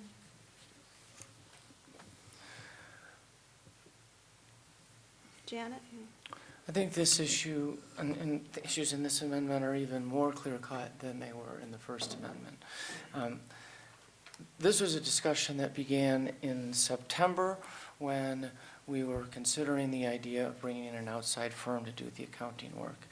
And at that time, we were aware that there was potential for misunderstanding and lack of clarity on the duties of the appointed treasurer, if there was one, versus a contracted firm that might be doing the majority of the work. And so an ordinance similar to this was discussed a little bit back at that time, and we were in the middle of annexation and other things were going on, and we didn't do it.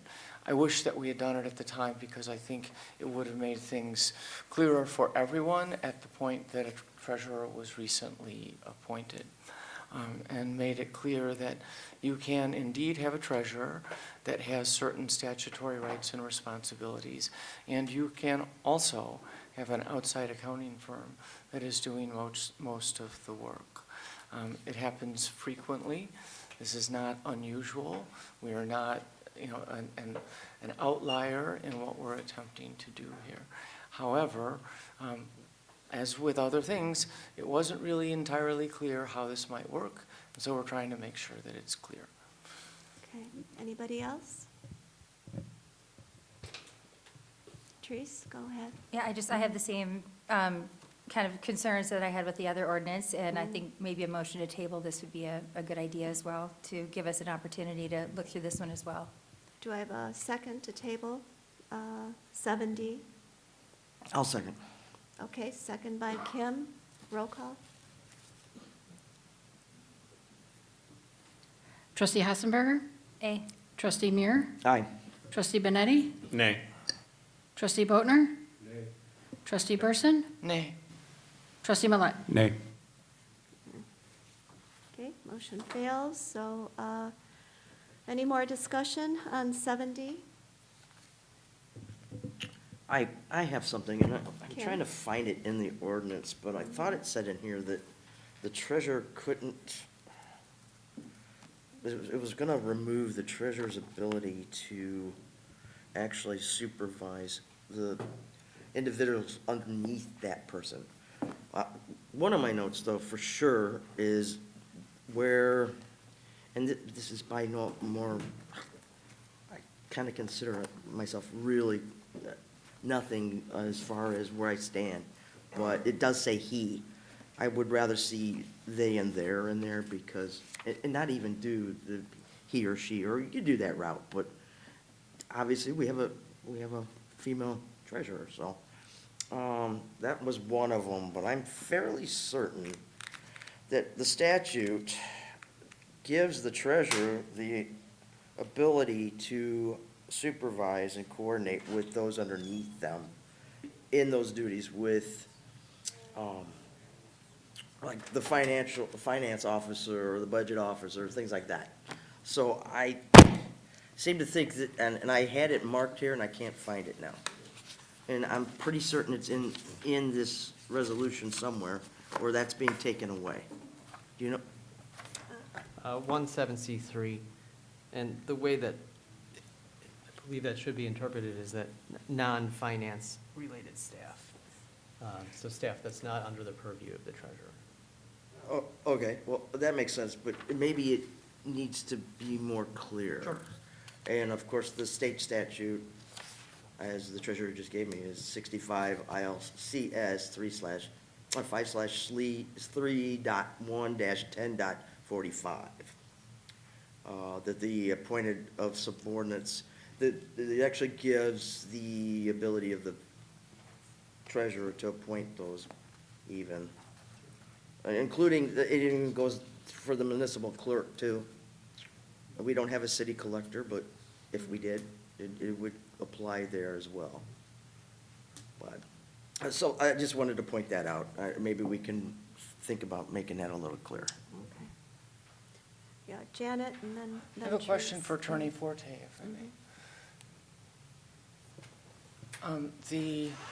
The broad claim made that the treasurer can supervise everybody that they think is under them, even as read by the treasurer, refers to personnel that we have determined are appropriate and are delegated to the treasurer, right? I mean, it's not a blanket, it's not a blanket thing that says, well, anybody the treasurer thinks works under them automatically works under them. They get to hire people whether we agree to it or not. I mean, it's still the corporate authorities that get to decide what the resources are that are available. Is this not correct? Sure, I mean, a couple issues. One would be whether staff or the specific positions were budgeted for. That would be one issue. And then as far as subordinates, I mean, the general term is you know, the way I read the statute, it would be those individuals who have already been designated to report to the treasurer. So if you had an individual who was a finance clerk or a finance assistant, whatever name you gave to it, and their job description said that they report up to the treasurer, then yes, that would be the perfect example of that. Or that the village treasurer's job description said that they supervise these specific individuals or others as determined by the corporate authorities from time to time. But it doesn't currently say that. No. And although people may agree or disagree about whether they like that, there's nothing wrong with saying it the way that it's been said so far. Right, I mean, if the board created a position that reported up to the treasurer, then that would be perfectly appropriate, right? Right, thank you, but we haven't. I'm not innately familiar with what the finance clerk's job description says. I can probably pull it up. I think I have them here. Right, thanks. Therese? I think the most concerning language is this operational coordination, day-to-day operational coordination with any contracted financial service providers retained by the village may occur through the village administrator or administrator's designee.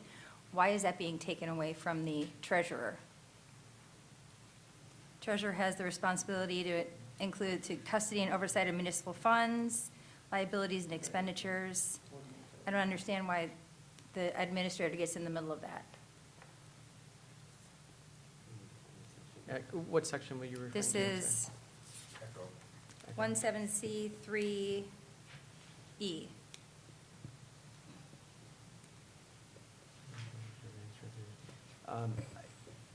That was just based on the indication in the organizational chart. So I wasn't making a judgment call there. It was just, that's what was presented, so that's what was incorporated here. Certainly up for discussion.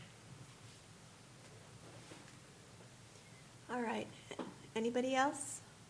Janet, make it short, please. On this last point, the operational coordination between potentially the treasurer and the outside organization would probably need to be done by somebody that is not either of them. So it makes complete sense to me as it's written. It's what I expected to see. All right, are we ready to vote? Everybody ready to vote? Okay. Trustee Burson? Aye. Trustee Millet? Aye. Trustee Benetti? Aye. Trustee Boatner? Aye. Trustee Hassenberger? Nay. Trustee Muir?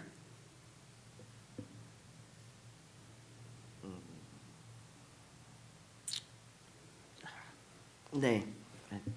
Okay. The yeas have it. All righty. Moving on to discussion items. Any discussion items?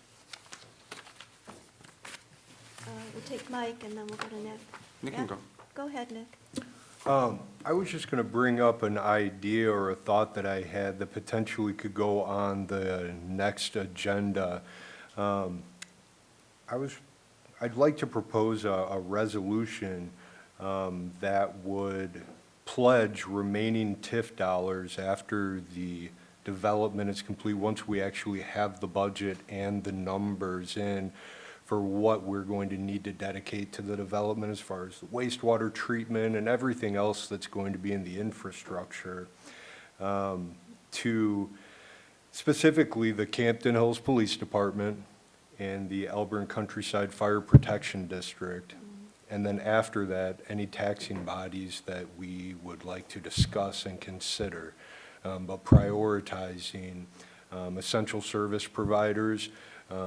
Certainly, if we were able to, and I actually created a draft that I can send over to you, Attorney Forte, hopefully save us some money on this. You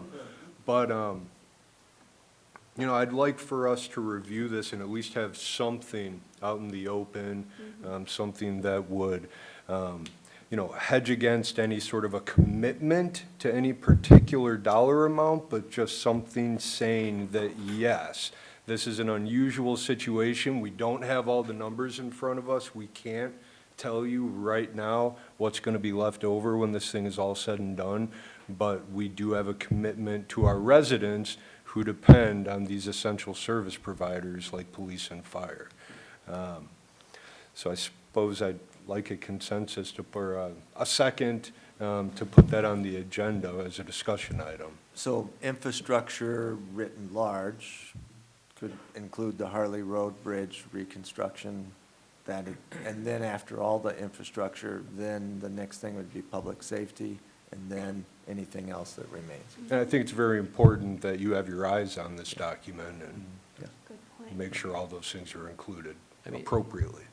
To guide the discussion, and if and when we do receive something to take a look at, that you do as a whole, we just need to make sure that all expenses that the village would incur would be eligible.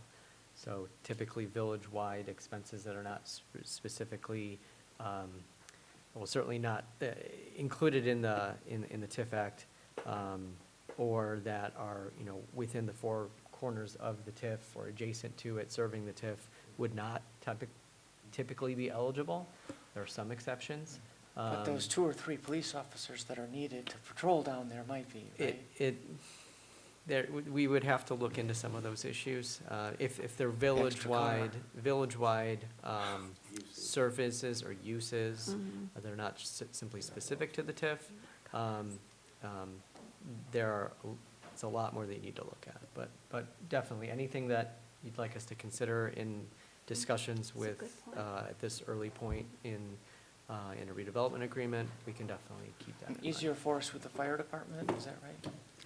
Well, because they are a taxing district, a separate taxing entity, then the village can, you know, they can include in a redevelopment agreement an understanding that a specific amount of increment will be going to whatever district it might be, and they're one of them. Okay, so. Mike's been waiting. Thank you.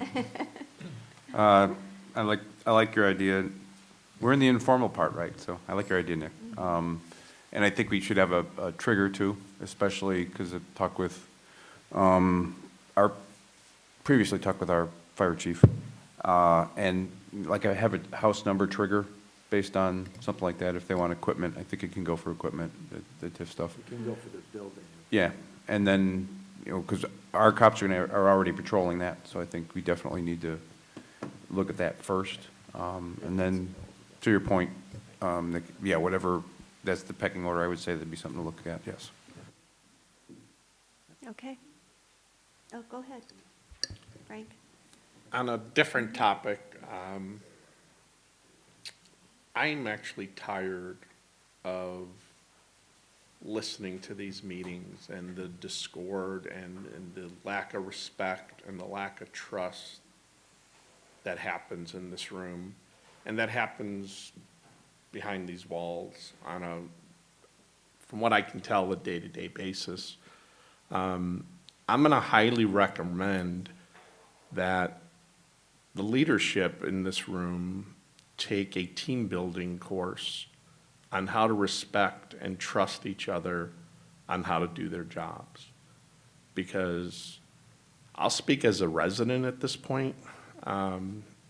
If the room was full of residents, I think they'd all be disappointed and they'd be at our door with torches saying, tear down this village. Because the lack of respect for everybody, whether it's the attorney, whether it's the treasurer, whether it's the administrator, whether it's the president, is just awful. And there's not an organization on this planet that can run well, given this environment and given the constant badgering and attacking and everything else. So, you know, I don't know how it works. I know we're limited as a board that we can't get together. But I would highly suggest that the staff that's here figure out a way to maybe bring in a consultant on how to have people get along with each other. And even though you can disagree, you do it in a respectful manner, and that you move forward and we can be productive. Mike, go ahead, Mike. Thanks. I think that's a good idea. I wanted to follow up on a couple things that we have on the table and or have pushed. I want to, the HR function thing we talked about, we've got someone for onboarding, we've got the payroll function. I think we're good on that right now, but I think what you were alluding to, and I want to make sure I was correct, Frank, is that we're talking the higher level HR stuff, like the stuff that can get you sued type of stuff. And so I think we should change the contract as we had to focus on those things, and then realize that that's the larger dollar amount we're talking about. That's not the payroll clerk dollars. That's the 100 and whatever, because it's cheaper than the lawyer being $200, I think, or 200. That's right. So I don't know if we want to come up with language. I'm an engineer. You don't want to read stuff that I write. But something to tweak that, to focus on that, and then bring that back. I think that would be cool, or I'd be happy to see that. And then the second thing is more specific to what I'd said earlier on the proposed 2621. I would like to simplify it. Talk to the department heads and see if the language proposed has any issues with them, because they need. I would like their buy-in to it, and check off. Chief's fine, treasurer's fine, zoning officer's fine, blah, blah. And then what's left, then we can really hyper-focus on what's left. And we can maybe workshop that as opposed to just starting back with, here's an ordinance for you to approve. Let's do it in a cow setting and you know, or have a time frame and said, go with the draft we have now, poke it apart, get all your comments to us by Thursday at noon, or whatever the case may be, and then we have time to go back and forth with it. I think we'll have less to look at to start with, so that we won't get distracted. And then secondly, we know if we've got buy-in on 75, 80% of the document, whatever that number may be, I think we could get to at least 50% of the document, let's start with. Then, you know, what we're talking about organizationally is matching. We're trying to respect the president's right, trying to respect the treasurer's right, we're trying to respect whatever the enumerated rights of the officers are per statute and what we've already given them. But we're also trying to say, we've got an administrator, we've hired administrators before, we've given them a list of job duties, each three that we've had originally with the temp agency and then with them, or with the S-Corps, we've got a list. So we know what we expect the administrator to do that is not objectionable to the president, because the administrator contract has shown that. But there are some areas of contention. There seems to be, you know, concerns about we're reading to the strength of the word chief. We're reading to the interpretation of, does this mean you're supervising just for the tasks that they're given, that sort of thing? So I think we can have a good conversation to focus on, if it's just 3 sections of what's proposed, and focus on it that way. We can probably get through that before May. Good suggestion. All right, moving on then, we're on 9, additional items from President Trustee Attorney. I think we just went through that. So I'll accept a motion to go into closed session and for appointment, employment, compensation, discipline, performance, or dismissal of specific employees or contractors. We do need a closed session, and Chief will be joining us as well. So moved. Okay. Second. So moved. Mike? I did. Okay, Mike, second. Frank? All in favor, say aye.